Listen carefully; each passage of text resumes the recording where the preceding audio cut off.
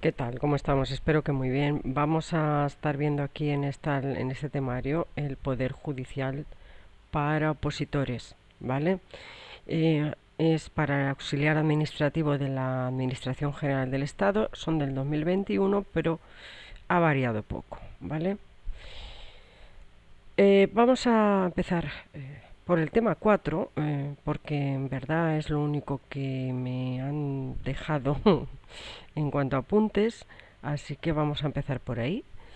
Y vamos a estar leyendo en esta ocasión el Poder Judicial y el Consejo General del Poder Judicial, el Tribunal Supremo y la Organización Judicial Española. En el apartado 1 tenemos el Poder Judicial y vamos a empezar a leer. Uno de los pilares básicos del Estado liberal en la fórmula de Montesquieu es el principio de separación de poderes, distinguiéndose el ejecutivo, el legislativo y el judicial. La Constitución española del 78 regula el poder judicial en el título sexto, en sus artículos 117 a 127. Resalta el hecho de que sólo la justicia viene calificada de poder por la Constitución, denominación que no reciben ni el Ejecutivo, la Constitución habla del Gobierno y de la Administración, ni el Legislativo, que en el título tercero tiene el encabezamiento de Cortes Generales. Con ello, se ha pretendido subrayar la idea de independencia de quienes deben administrar justicia. Independencia de quienes deben administrar justicia, configurándoles como un verdadero poder. En el 1.1 tenemos los principios ordenadores, cómo se ordena la justicia. El origen, vamos a ver el origen popular de la justicia, el origen popular de pueblo de la justicia. En el artículo 117.1 de la Constitución dispone que la justicia emana del pueblo y se administra en nombre del rey. Además, en el artículo 125 se ha dado rango fundamental a dos instituciones que responden a este origen popular. Vamos a ver cuáles son. Está por una parte que establece que dicho precepto de los ciudadanos podrán ejercer la acción popular en virtud de la cual toda persona puede defender intereses públicos actuando como miembro de la colectividad en el ámbito que la ley determine. Y más significativa es aún la referencia que el artículo precitado hace del jurado popular, estableciendo que los ciudadanos podrán participar en la administración de la justicia mediante la institución del jurado en la forma y con el respeto a aquellos procesos penales que la ley determine. Esta institución ha sido regulada por la Ley Orgánica 5/95 del 22 de mayo. En el apartado B tenemos la independencia del Poder Judicial. La idea de un Poder Judicial que administre justicia implica necesariamente que éste sea independiente. Entre las técnicas jurídicas tendentes a la obtención de este fin, recogidas por la Constitución española, destacan fundamentalmente las siguientes. El principio de inamovilidad de los jueces y magistrados, que se formula en el artículo 117.1 y se desarrolla en el apartado 2 del mismo precepto, al disponer que estos no podrán ser separados, ni suspendidos, ni trasladados ni jubilados, sino por alguna de las causas y con las garantías previstas en la ley. Continúa diciendo que este principio de inamovilidad ha sido recogido por la Ley Orgánica 6/85 del 1 de julio del Poder Judicial, que dedica sus artículos 378 a regularlo, y así en el 378 textualmente dice que gozarán de inamovilidad los jueces y magistrados que desempeñen cargos judiciales. Bien, vamos a continuar con el régimen de incompatibilidades en esta ocasión. Régimen de incompatibilidades. Tanto en el derecho español como en el derecho comparado se prohíbe al juez el ejercicio simultáneo de cualquier función pública o actividad profesional privada, excepto clásica de la docencia y de otras actividades de escasa relación con el ejercicio de la función jurisdiccional, como por ejemplo investigación, actividades artísticas, deportivas, etc. En el apartado C tenemos el sometimiento a la ley, que es otro de los principios relacionado con la idea de independencia del juez, que es de su sometimiento exclusivo a la ley, recogido en el artículo 117.1, y ello supone que el juez o magistrado no deben obediencia a nada ni a nadie, salvo a la ley como expresión de la voluntad popular. Bien, seguimos en el 1.2, con el principio de unidad jurisdiccional. Según el artículo 117, pero en el punto 5 de la Carta Magna, o sea, de la Constitución, la unidad jurisdiccional es la base de la organización y funcionamiento de los tribunales. La ley regulará el ejercicio de la jurisdicción militar en el ámbito estrictamente castrense y en los supuestos del estado de sitio de acuerdo con los principios de la Constitución.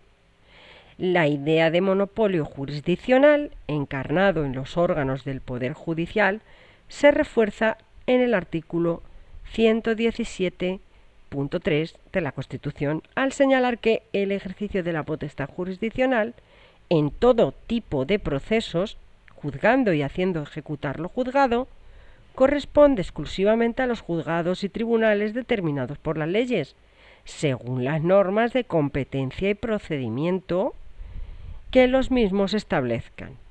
Con ello se quiere indicar que sólo el Poder Judicial es competente para ejercer esta función de aplicar la justicia.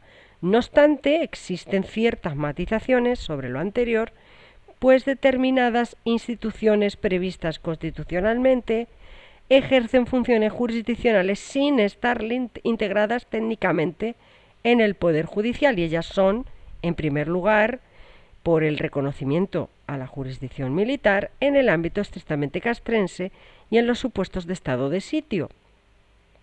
Asimismo, dice también, la Constitución ha establecido en su título 9 una jurisdicción especial encarnada por el Tribunal Constitucional con el fin de velar por el respeto de las leyes y demás normas con rango de ley a la norma fundamental, la protección de los derechos fundamentales y las libertades públicas y la resolución de los conflictos entre las instituciones del Estado, así como con las comunidades autónomas fundamentalmente.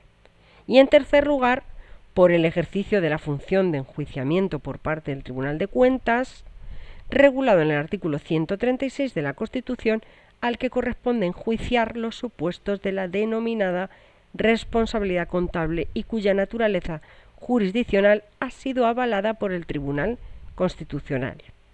Y finalmente, por el reconocimiento constitucional del artículo 125 de los tribunales consuetudinarios y tradicionales, como ocurre, por ejemplo, con el Tribunal de las Aguas de Valencia. Vale, pues ya estaría este primer apartado.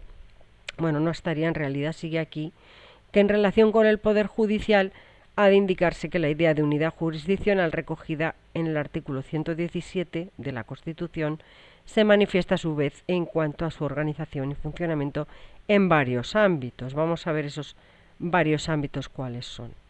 Bueno, pues uno es la unidad territorial, que en primer lugar en el ámbito territorial el Poder Judicial se encuentra encuadrado en el aparato estatal, de acuerdo con el artículo 149.1 quinta de la Constitución, que establece la competencia exclusiva del Estado sobre la administración de justicia. Pero ello no quiere decir que ésta no se organice geográficamente. Antes, al contrario, toda distribución de órganos jurisdiccionales viene determinada por criterios territoriales. Lo que significa esta unidad territorial es que solo existe un poder judicial estatal sin que queden poderes jurisdiccionales o judiciales, autonómicos. Y luego está la unidad funcional, que en el artículo 122.1 de la CEE establece la existencia de un solo cuerpo de jueces y magistrados de carrera. Ha de indicarse que la existencia de un solo cuerpo de jueces y magistrados se refiere únicamente a la denominada justicia técnica, por lo que el régimen de los jueces de paz es distinto. Por otra parte, hay que señalar que la inexistencia de cuerpos especiales y la unidad de poder judicial no son obstáculos para que exista cierta especialización de los tribunales y de sus miembros, debido a la materia y como simple criterio de la división de trabajo, en aras de un mejor cumplimiento de su función. Bien, vamos ahora sí a decirlo, a leer el punto 2, que en este caso va a tratar del Consejo General del Poder Judicial. Vamos a cambiar un poco de color para que se vea que se ha cambiado ahí un poquito de tercio. El Consejo General del Poder Judicial, CGPJ, queda regulado constitucionalmente en el artículo 122 de la Carta Magna, dentro del título sexto, que corresponde al Poder Judicial. Dicho artículo dispone en sus apartados 2 y 3 lo siguiente. El Consejo General del Poder Judicial es el órgano de gobierno del mismo y la ley orgánica establecerá su estatuto y el régimen de incompatibilidades de sus miembros y sus funciones, en particular en materia de nombramientos, ascensos, inspección y régimen disciplinario. El Consejo General del Poder Judicial estará integrado por el presidente del Tribunal Supremo, que lo presidirá, y por 20 miembros nombrados por el Rey, por un periodo de 5 años. De estos, 12 entre jueces y magistrados, de todas las categorías judiciales, en los términos que se establezca la ley orgánica, 4 a propuesta del Congreso de los Diputados y 4 a propuesta del Senado, elegidos en ambos casos por mayoría de 3/5 de sus miembros, entre abogados y otros juristas, todos ellos de reconocida competencia y con más de 15 años de ejercicio en su profesión. Bien, vamos a continuar diciendo que la ley orgánica antes comentada actualmente sería Ley Orgánica 4/2013 del 28 de junio de reforma del Consejo General del Poder Judicial, por la que se modifica la Ley Orgánica 6/85, que consta de un único artículo con 2 apartados y recoge las modificaciones realizadas sobre este órgano. El Consejo General del Poder Judicial, para su funcionamiento, se articula en pleno y en comisiones legales. El pleno estaría constituido, perdón que me he equivocado de grosor, estaría constituido por el presidente y 20 vocales. Y actualmente las comisiones legales del citado consejo son las siguientes. Vamos a verlas. Ahí abajo las tenemos. Comisión permanente. Esta está formada por el presidente más 7 miembros. La disciplinaria, formada por el presidente más 6 miembros.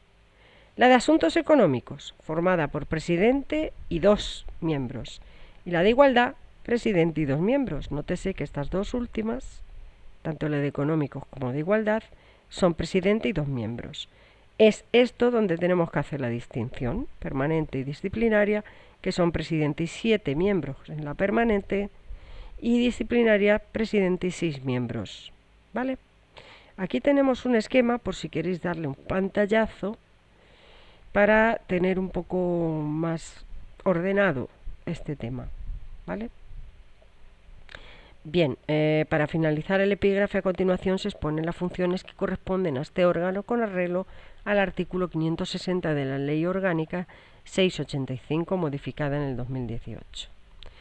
Bien, vamos a poner el punto primero, proponer el nombramiento, que esto es para enlazarlo con lo que, digamos, que lo que hacen, digamos, todo esto, las comisiones, con el Consejo General del Poder Judicial, la composición, la naturaleza, los vocales, los órganos, en fin, todo esto, y pues da lugar a todo esto que viene a continuación. Primero, proponer el nombramiento en los términos previstos por la presente ley del presidente y del Tribunal Supremo del Consejo General del Poder Judicial. Segundo, proponer el nombramiento de jueces, magistrados y magistrados del Tribunal Supremo. Tercero, proponer el nombramiento en los términos previstos por la ley presente de 2 magistrados del Tribunal Constitucional. Cuarto, ser oído por el Gobierno antes del nombramiento del Fiscal General del Estado. Quinto, interponer el conflicto de atribuciones entre órganos constitucionales del Estado en los términos previstos en la Ley Orgánica del Tribunal Constitucional. Sexta parte, participar en los términos legalmente previstos en la selección de jueces y magistrados. Séptima, resolver lo que proceda en materia de formación y perfeccionamiento, provisión de destinos, ascensos, situaciones administrativas y régimen disciplinario de jueces y magistrados. Octava, ejercer la alta inspección de tribunales, así como la supervisión y coordinación de la actividad inspectora ordinaria de los presidentes y salas del gobierno de los tribunales. Vamos a continuar con la novena, que dice impartir instrucciones a los órganos de gobierno de juzgados y tribunales en materias de la competencia de estos, así como resolver los recursos de alzada que se interpongan contra cualesquiera acuerdos de los mismos. Décima, cuidar de la publicación oficial de las sentencias y demás resoluciones que se determinen del Tribunal Supremo y del resto de órganos judiciales. A tal efecto, el Consejo General del Poder Judicial, previo informe de las administraciones competentes, establecerá reglamentariamente el modo en que se realizará la recopilación de las sentencias, su tratamiento, difusión y certificación para velar por su integridad, autenticidad y acceso, y así como para asegurar el cumplimiento de la legislación en materia de protección de datos personales. Onceava, regular la estructura y funcionamiento de la escuela judicial, así como nombrar a su director y a sus profesores. Doceava, regular la estructura y funcionamiento del Centro de Documentación Judicial, así como nombrar a su director y al resto de su personal. Decimotercera, nombrar al vicepresidente del Tribunal Supremo, al promotor de la acción disciplinaria y al jefe de la inspección de tribunales. Vamos a continuar. Que dice la catorceava, nombrar al director del Gabinete Técnico del Consejo General del Poder Judicial. Quinceava, regular y convocar el concurso oposición de ingreso al cuerpo de letrados del Consejo General del Poder Judicial. Decimosexta, ejercer la potestad reglamentaria en el marco estricto de desarrollo de las previsiones de la Ley Orgánica del Poder Judicial en las siguientes materias. A. Organización y funcionamiento del Consejo General del Poder Judicial. Vamos a ver que vamos a seguir viendo lo que son las materias de esto. En la B nos dice personal del Consejo General del Poder Judicial en el marco de la legislación sobre función pública. C. Órganos de gobierno de juzgados y tribunales, publicidad de las actuaciones judiciales, publicación y reutilización de las resoluciones judiciales, habilitación de días, horas, así como fijación de horas de audiencia pública, constitución de los órganos judiciales fuera de su sede, especialización de órganos judiciales, reparto de asuntos y ponencias, régimen de guardias de los órganos jurisdiccionales, organización y gestión de la actuación de los órganos judiciales españoles en materia de cooperación jurisdiccional interna e internacional. La J está suprimida. Vamos a pasar directamente ya a la M. Condiciones accesorias para el ejercicio de los derechos y deberes que conforman el Estatuto de Jueces y Magistrados, así como el régimen jurídico de las asociaciones judiciales, sin que tal desarrollo reglamentario pueda suponer innovación o alteración alguna de la regulación legal, y en ningún caso las disposiciones reglamentarias del Consejo General del Poder Judicial podrán afectar o regular directa o indirectamente los derechos y deberes de personas ajenas al mismo. Decimoséptima, elaborar y ejecutar su propio presupuesto en los términos previstos en la presente ley orgánica. 18ª, aprobar la relación de puestos de trabajo del personal funcionario a su servicio. 19ª, colaborar con la autoridad de control en materia de protección de datos en el ámbito de la Administración de Justicia y asimismo asumirá las competencias propias de aquella, únicamente respecto a la actuación de jueces y magistrado con ocasión del uso de ficheros judiciales. 20ª, recibir quejas de los ciudadanos en materias relacionadas con la Administración de Justicia. Y 21ª, elaborar y aprobar conjuntamente con el Ministerio de Justicia y, en su caso, oídas las comunidades autónomas, cuando afectare a materias de su competencia los sistemas de racionalización, organización y medición de trabajo que se estimen convenientes para determinar la carga de trabajo que pueda soportar un órgano jurisdiccional. La determinación de la carga de trabajo que cabe exigir a efectos disciplinarios al juez o al magistrado corresponderá en exclusiva al Consejo General del Poder Judicial. Vamos a ver la 22. Proponer previa justificación de la necesidad las medidas de refuerzo que sean precisas en concretos órganos judiciales. Seguimos con la 23. Ya estamos terminando porque este apartado lo vamos a dejar para el vídeo siguiente. Emitir informe en los expedientes de responsabilidad patrimonial por anormal funcionamiento de la Administración de Justicia. 24. La recopilación y actuación de los principios de ética judicial y su divulgación, así como su promoción con otras entidades y organizaciones judiciales nacionales o internacionales. Asesoramiento especializado a los jueces y magistrados en materia de conflictos de intereses, así como en las demás materias relacionadas con la integridad. El Consejo General del Poder Judicial se asegurará de que la Comisión de Ética Judicial, que a tal efecto se constituya, esté dotada de los recursos y medios adecuados para el cumplimiento de sus objetivos. Y 25. Aquellas otras que le atribuya la Ley Orgánica del Poder Judicial. Bien, te espero en el siguiente vídeo para ver al Tribunal Supremo. Un saludo.